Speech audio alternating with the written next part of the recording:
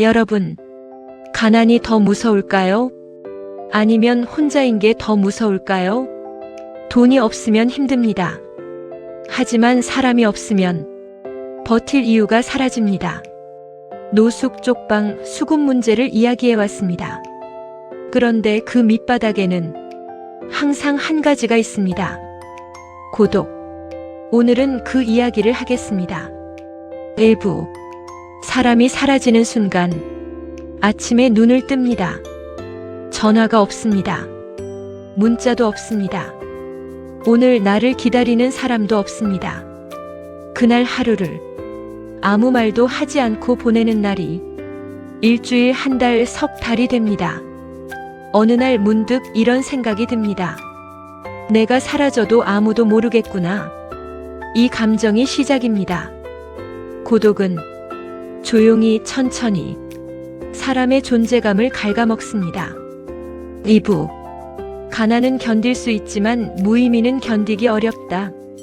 가난은 고통입니다. 하지만 목표가 있으면 버틸 수 있습니다.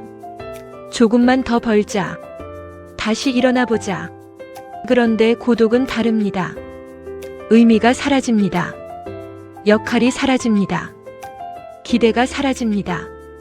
사람은 누군가에게 필요할 때 강해집니다.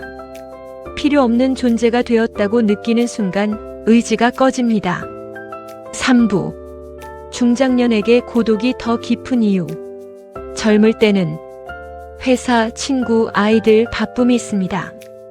하지만 50대 후반, 60대 퇴직, 자녀 독립, 배우자와의 거리, 혹은 사별, 집은 그대로인데 관계가 빠져나갑니다.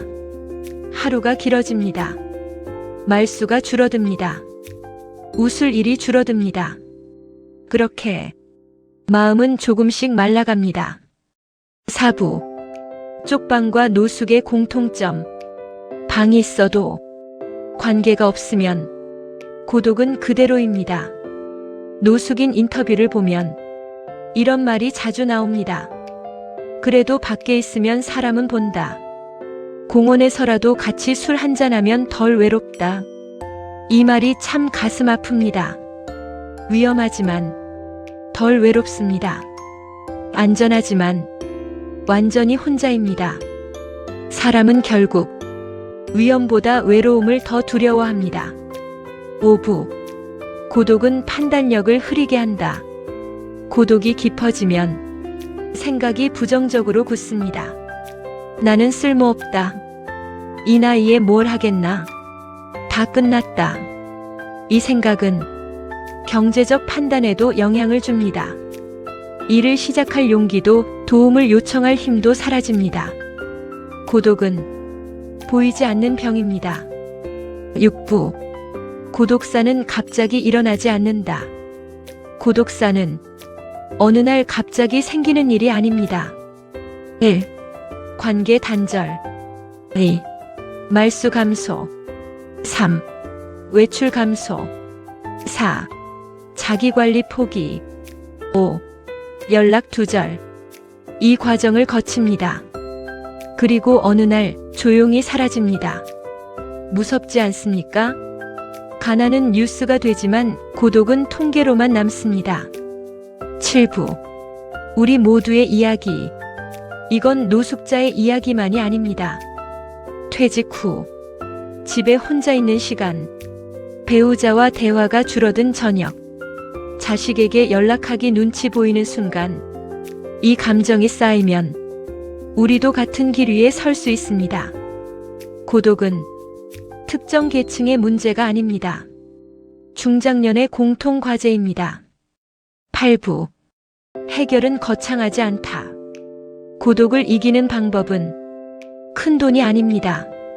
하루 한 통 전화, 일주일 한 번 약속, 작은 역할 하나, 동네 모임 참여, 봉사활동. 사람은 누군가와 연결될 때 다시 살아납니다. 9부.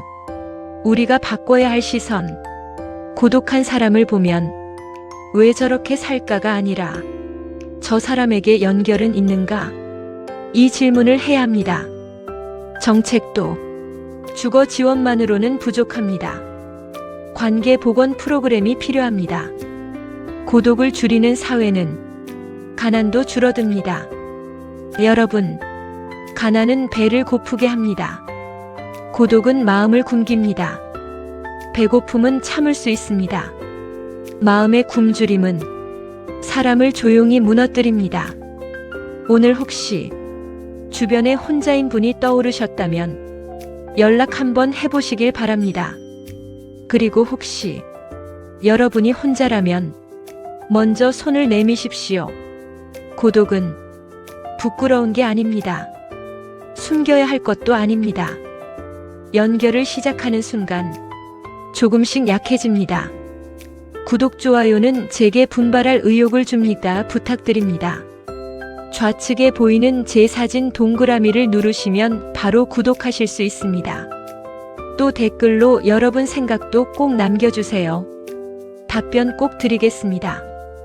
그리고 댓글에 링크된 유튜브 채널 우인의 삶 이야기를 보시면 삶의 의미를 심도 있게 재조명하실 수 있습니다.